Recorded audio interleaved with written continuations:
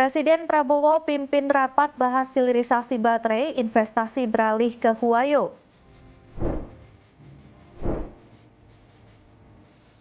Suhu ekstrim di Makkah, jemaah dihimbau batasi aktivitas fisik. Penyelundupan ratusan ekor burung dilindungi digagalkan karantina di Bakauheni. Halo, selamat malam pemirsa setia Berita Nasional TV. Senang sekali Berita Nasional Malam kembali hadir menyapa Anda. Selain 3 berita utama tadi, akan ada informasi lainnya yang akan kami sajikan untuk Anda. Sama saya, Ajeng Tiara.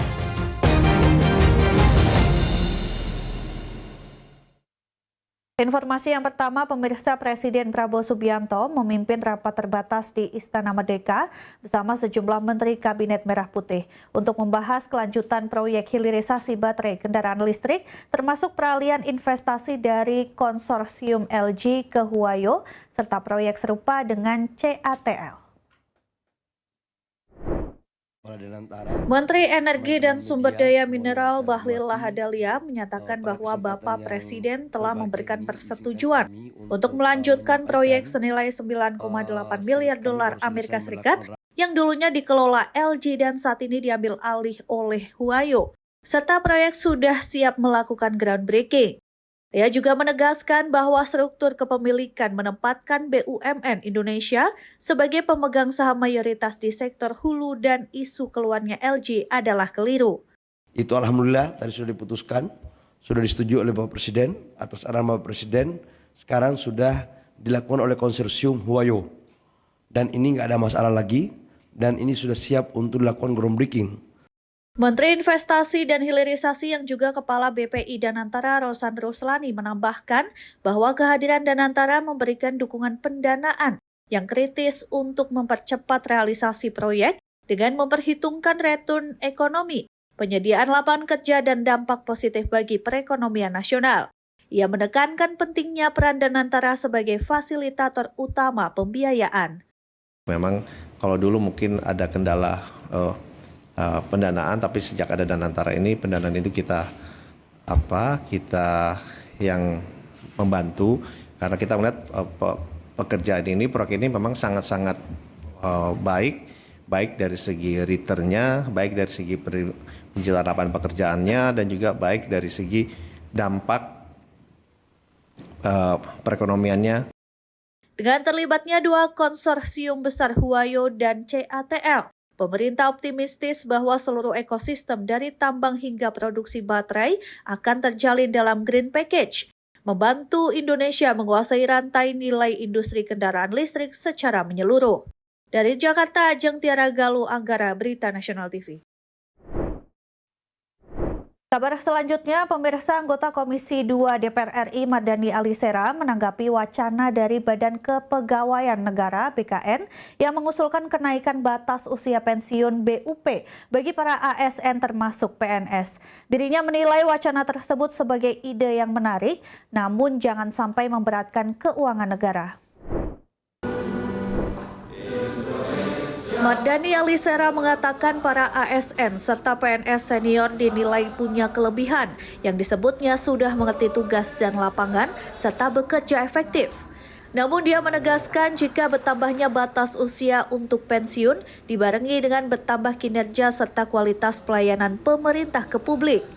Dia juga mengatakan penambahan batas usia pensiun tidak digeneralisir, hanya diberikan kepada yang dinilai punya kinerja baik dan kualitas kerja yang bagus. Ya memang dengan angka harapan hidup kita yang sekarang mungkin 74 sampai 76 plus tingkat kesehatan yang membaik, ide penambahan masa pensiun ini menarik untuk dikaji walaupun jangan sampai memberatkan keuangan negara.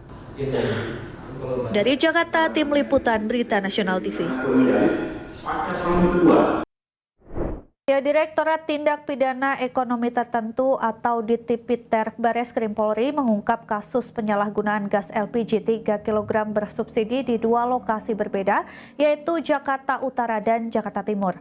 Dari pengungkapan ini, negara diperkirakan mengalami kerugian hingga 16,8 miliar rupiah.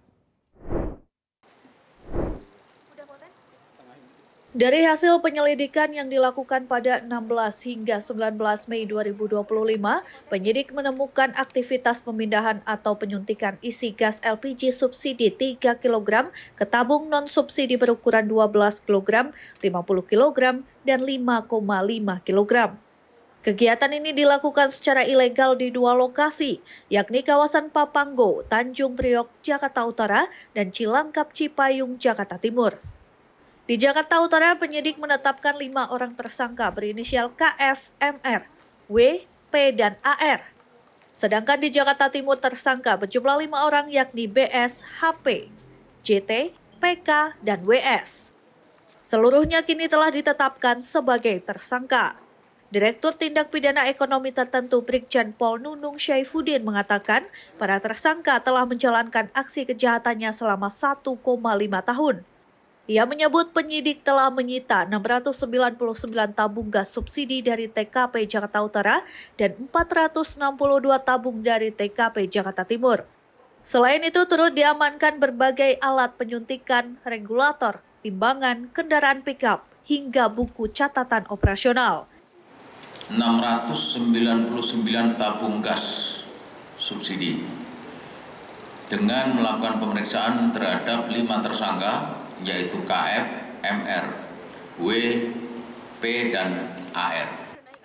Atas perbuatannya, para tersangka dijerat dengan pasal 40 angka 9 Undang-Undang Nomor 6 Tahun 2023 tentang perubahan atas UU Nomor 22 Tahun 2001 tentang minyak dan gas bumi Jangto pasal 55 KUHP dengan ancaman hukuman maksimal 6 tahun penjara dan denda hingga 60 miliar rupiah. Dari hasil penghitungan, kerugian negara akibat penyalahgunaan LPG subsidi ini diperkirakan mencapai 2,3 miliar rupiah di TKP Jakarta Utara dan 14,4 miliar rupiah di TKP Jakarta Timur. Dari Jakarta, Theo Fandi, Berita Nasional TV. Pemirsa, terima aduan dari masyarakat, anggota DPRD DKI Jakarta Hardianto Kenet tegur Direktur Rumah Sakit Umum Daerah Cengkareng, Jakarta Barat. Teguran ini buntut temuan adanya antrian masyarakat yang kesulitan mendapatkan ruang rawat inap di RSUD Cengkareng. Anggota DPRD DKI Jakarta fraksi PDI Perjuangan Hardianto Kenet mendatangi Rumah Sakit Umum Daerah atau RSUD Cengkareng di Jakarta Barat. Kedatangan anggota Komisi C DPRD DKI Jakarta ini sontak membuat seluruh pegawai dan keamanan RSUD Cengkareng panik. Sidak ini merupakan buntut aduan masyarakat terkait antrian dan kesulitan untuk mendapatkan kamar rawat inap. Yang udah mau ngebantuin saya, dan saya juga terima kasih buat Bu Isabet, Bu Isbet, udah mau bantuin saya juga gercep buat mindahin suami saya ke ruangan. Saya juga terima kasih buat Rumah Sakit Cengkareng yang begitu peduli bagi masyarakat bawah. Mendapatkan keluhan ini, politikus PDIP ini langsung memberikan teguran terhadap pimpinan dan manajemen Rumah Sakit Umum Daerah Cengkareng. Teguran ini langsung ditanggapi dengan cepat oleh pihak rumah sakit dengan pembenahan sistem antrian dan pendaftaran dari ruang IGD hingga proses rawat inap bagi pasien di RSUD Cengkareng. Jadi Ibu Sri ya, ini istrinya sini Bu. Ibu Sri di sekolah saya ngangkat, terus dia WA. Bahwasannya dia mau minta bantuan suaminya dari semalam di IGD, di RSUD Cengkareng, tapi belum dapat kamar. Saya tanya, Ibu dapat nomor HP saya dari mana? Dia bilang saya sering muncul di TV, sering bantu orang.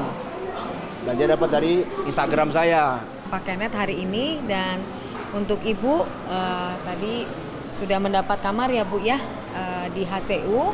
Memang HCU kita tadi semalam full, pagi ini kita cek kosong dan bisa dengan adanya kunjungan ini kita juga bisa mudah-mudahan bisa bekerja sama lagi dengan baik dan bisa dapat menolong masyarakat, dapat melayani masyarakat dengan lebih.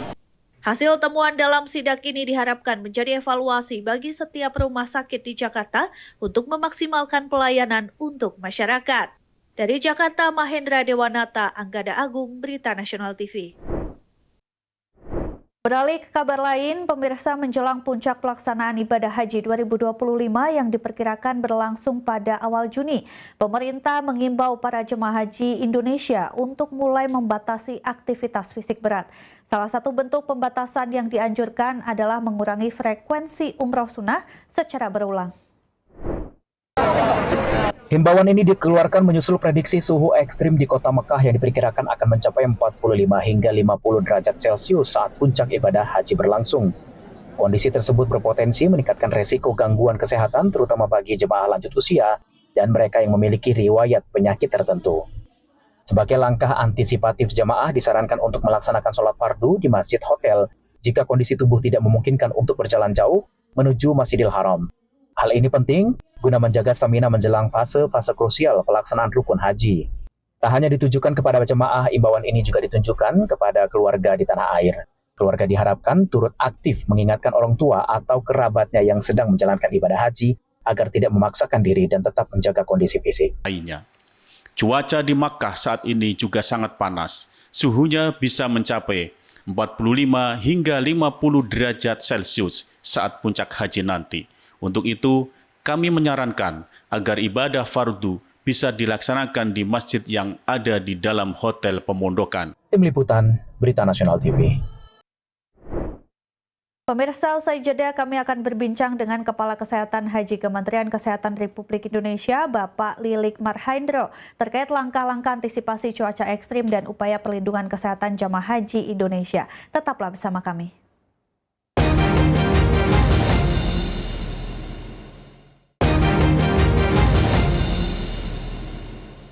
Terima kasih Anda masih bersama kami, pemirsa. Masa operasional ibadah haji 1446 Hijriah telah memasuki hari ke-21.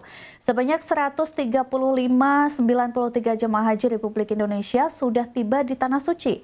Seiring dengan kedatangan jemaah yang terus berlangsung, saat ini jemaah mulai banyak beraktivitas di Kota Mekah. Untuk membahasnya bersama kami Kepala Kesehatan Haji Kementerian Kesehatan Republik Indonesia, Bapak Lilik Marhaendro. Selamat malam Pak Lili. Selamat malam, Mbak Ajeng. Selamat malam Pak Lili, saat ini sedang berada di Madinah ya Pak ya? Betul. Ya, Pak Lili bisa dijelaskan bagaimana kondisi terkini para jemaah haji Indonesia di Tanah Suci, khususnya setelah lebih dari 135.000 orang tiba di sana? Ya, jadi pada umumnya kalau dari segi kesehatan, alhamdulillah kondisinya banyak yang sebagian besar memang pada umumnya sehat gitu ya. Memang ada beberapa jemaah yang mengalami masalah dengan kesehatannya, dan yang paling banyak ini jemaah di kloter ini sakitnya infeksi saluran pernafasan akut ya. Jadi itu mencapai jumlahnya sampai sekitar 13.719. Ini baik yang ada di Mekah maupun yang ada di Madinah gitu kan.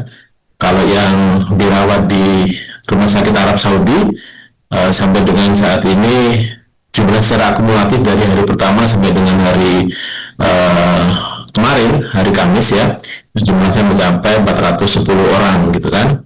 Dan saat ini yang masih dalam perawatan ada sebanyak 92 orang, dan kasus terbanyaknya adalah mereka sakitnya adalah pneumonia ya. Pneumonia ini jumlahnya mencapai 118 orang. Kira-kira seperti itu dari segi kesehatan, Mbak Ajeng. Baik Pak, cuaca di sana sendiri itu kan ekstrim gitu ya Pak, dengan suhu mencapai dari 40 derajat Celcius, benar? Iya, betul. Jadi saat ini dari pengamatan kami hari kemarin ya, suhu di Madinah ini berkisar antara 28 derajat Celcius sampai dengan 46 derajat Celcius. Sedangkan di Mekah ini berkisar antara 27 derajat Celcius yang paling dingin, dan paling panas mencapai 44 derajat Celcius. Jadi memang bagi kita dari Indonesia cuaca seperti ini memang rasanya sangat panas sekali gitu ya. Oleh karena itu memang ini juga yang kami himbau buat jemaah haji supaya mereka sedapat mungkin tidak menghindarkan diri dari sengatan matahari langsung gitu ya, tidak beraktivitas di luar hotel di siang hari khususnya. Yang itu yang kami himbau selalu. Baik Pak, nah ini kan tentunya menjadi tantangan tersendiri begitu ya. Mungkin ada langkah apa atau apa langkah konkret yang sudah dilakukan petugas dalam mengantisipasi resiko kesehatan ini seperti dehidrasi dan ISPA begitu? Ya, sebenarnya dari sejak persiapan di tanah air ya sebelum keberangkatan maupun sampai di sini pun sama. Himbauan kami kepada jemaah haji adalah agar mereka senantiasa menjaga kesehatannya, menerapkan protokol kesehatan dalam kegiatan kesehariannya ya, sering-sering cuci tangan gitu ya, kemudian menggunakan masker kalau berada di kerumunan, dan selalu berusaha untuk mencukupi cairan dalam tubuhnya gitu ya, jadi jangan sampai telat minum. Kemudian juga kalau habis beraktivitas di luar, kami anjurkan supaya mereka mengkonsumsi atau minum oral gitu ya, kira-kira seperti itu. Langkah-langkah ini dimaksudkan supaya jemaah haji tetap berada dalam kondisi yang bugar ya, meskipun cuaca seperti sangat panas dan aktivitasnya barangkali memang di sana sangat banyak sekali, seperti itu. Baik Pak Lili, nah ini pelayanan kesehatan kan akhirnya menjadi sangat krusial begitu, apalagi dengan banyaknya jemaah lansia yang berangkat pada tahun ini. Seperti apa sih Pak sistem layanan kesehatan yang disiapkan untuk menjangkau mereka? Ya, jadi sistem kesehatan yang kami lakukan setiap kloter itu didampingi oleh 3 tenaga kesehatan ya, 2 dari tenaga kesehatan di kloter itu dokter dan perawat, dan 1 dari petugas haji daerah dari unsur kesehatan. Ini rata-rata mereka mendampingi setiap kloternya ada 3 orang tersebut, dan nanti sesampainya mereka di Madinah, ini mereka akan membersama jemaah di hotel-hotel, dan nanti pada saat di Mekah para petugas kesehatan ini akan mengelola, akan mengoperasionalkan klinik kesehatan yang ada di hotel-hotel, di mana di situ nanti tempat kami melakukan pelayanan kesehatan kepada jemaah yang mengalami gangguan kesehatan ya, seperti itu. Nah, di luar hotel, di setiap kantor sektor kami juga sediakan klinik-klinik sektor sebagai tempat rujukan manakala di hotel barangkali memang obat-obatannya sangat terbatas karena memang kemampuan klinisnya dibatasi gitu ya, dan nanti bisa dirujuk di sektor. Dan namun kalau misalnya jemaah ternyata sakitnya memang lebih parah lagi, maka kami sediakan ambulans untuk bisa nanti dirujuk langsung ke rumah sakit Arab Saudi, ataupun kalau yang perawatannya butuh yang ringan saja nanti bisa dirawat di klinik kesehatan haji Indonesia yang ada di Mekah maupun di Madinah, seperti itu. Ya Pak Lili, mungkin apakah selain dari sisi cuaca begitu ya, apakah ada kendala signifikan yang dihadapi oleh para jemaah selama menjalani ibadah sejauh ini, mungkin dari sisi logistik atau akses layanan sendiri? Kalau dari kesehatan, alhamdulillah selama ini sampai dengan saat ini alhamdulillah pelayanannya lancar semua, dan distribusi obat juga ke pos-pos kesehatan yang yang kami dirikan, baik itu di bandara maupun di hotel-hotel dan di sektor-sektor, itu juga kami distribusikan dari KKHI Madinah maupun Mekah.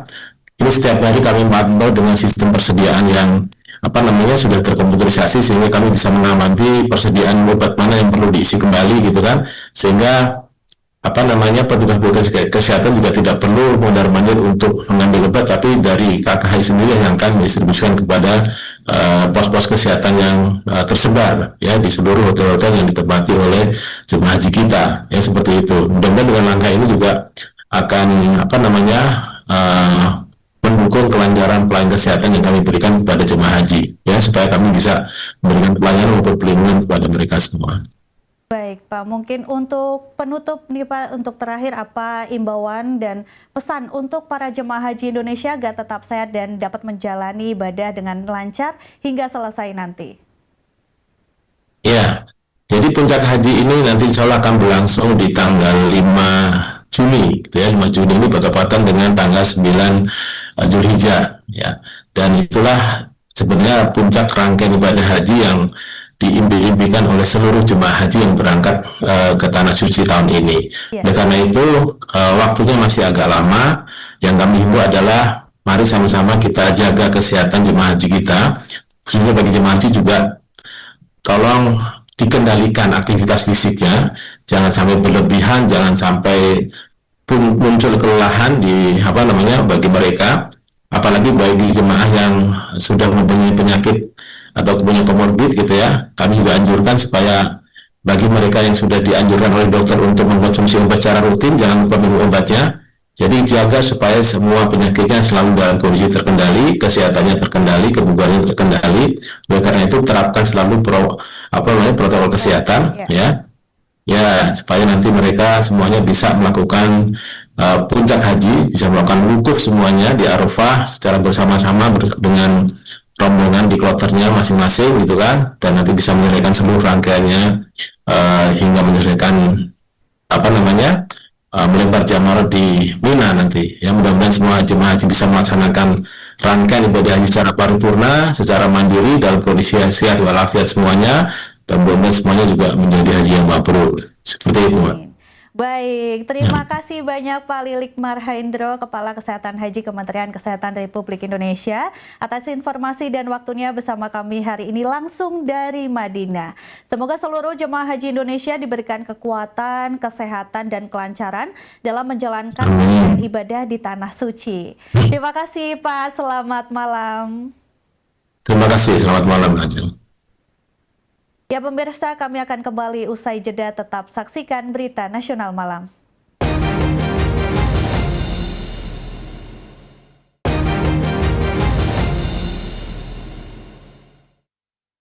Terima kasih Anda masih menyaksikan Berita Nasional Malam. Pemirsa, upaya penyelundupan burung dengan status dilindungi ke Pulau Jawa kembali berhasil digagalkan di Pelabuhan Bakauheni, Lampung. Burung-burung ini dibawa menggunakan bus dari wilayah Jambi yang rencananya akan dikirim ke Bekasi, Jawa Barat dan Kampung Rambutan, Jakarta Timur. Bus NPM bawa burung. Tim gabungan Balai Karantina Lampung, Kepolisian, dan Flight Indonesian Protection Birds berhasil mengagalkan penyelundupan 668 ekor burung di Pelabuhan Bakauheni, Lampung. Ratusan ekor burung diamankan petugas dari sebuah mobil bus yang akan menyeberang melalui Pelabuhan Bakauheni menuju Pulau Jawa karena tidak memiliki dokumen kekarantinaan yang sah. Dari total 668 ekor burung yang diamankan, terdapat 47 ekor burung yang berstatus dilindungi, seperti kinoi, cucak mini, cucak ranting, madu sumpah raja, serindit Melayu, dan layongan. Kepala Satuan Pelayanan Karantina Indonesia Pelabuhan Bakauheni, Akhir Santoso, mengatakan burung-burung tersebut dibawa dari wilayah Jambi yang rencananya akan dikirim Bekasi, Jawa Barat, dan Kampung Rambutan, Jakarta Timur. Burung-burung ini pun telah dilepas liarkan guna menjaga kelestariannya. Jadi saat kami melakukan pemeriksaan tidak ada dokumen apapun.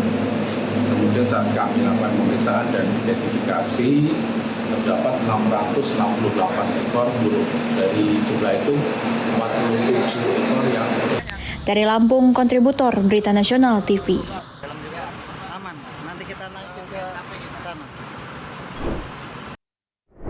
Sementara itu, pemirsa, Polres Serang berhasil menggagalkan penyelundupan 3 kg narkoba berjenis sabu yang akan dikirim ke NTB yang ditaksir senilai 3,6 miliar.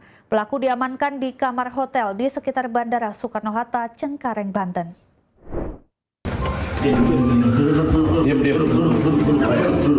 Apa ini? Sabu. Apa ini? Sabu. Apa ini? Sabu. Ada berapa? Ada berapa? Alhamdulillah. Ada berapa? Inilah rekaman detik-detik tim Satres Narkoba Polres Serang menggagalkan penyelundupan 3 kg narkoba ke NTB. Sabu yang ditaksir senilai 3,6 miliar. Dua pengedar sabu berinisial HD dan DR diamankan petugas di kamar hotel di sekitar Bandara Soekarno-Hatta, Cengkareng, Banten. Pengiriman 3 kg sabu ke NTB merupakan pengembangan dari 5 tersangka pengedar yang ditangkap sebelumnya di wilayah Kota Serang, Kabupaten Serang, Tangerang, dan Jakarta Selatan. Untuk sabu seberat 3 kg ini menurut pengakuan tersangka akan dibawa ke NTB melalui Bandara Soekarno-Hatta. Kita mendapatkan cash awal di tahun lalu bulan Agustus. Kita mengamankan dari Cilegon 10 gram. Kemudian kita kembangkan sampai dengan saat ini kita dapat 3 kilo. Atas perbuatannya tersangka dijerat pasal 114 UU nomor 35 tahun 2009 tentang narkotika dengan ancaman hukuman minimal 6 tahun penjara hingga hukuman mati. Dari Serang, Banten, kontributor Berita Nasional TV. Disimpannya di mana, Pak? Pemirsa, informasi tadi sekaligus mengakhiri jumpa kita. Demikian berita nasional malam telah menemani Anda. Saya Jentira beserta kru yang bertugas pamit undur diri. Terima kasih dan sampai jumpa.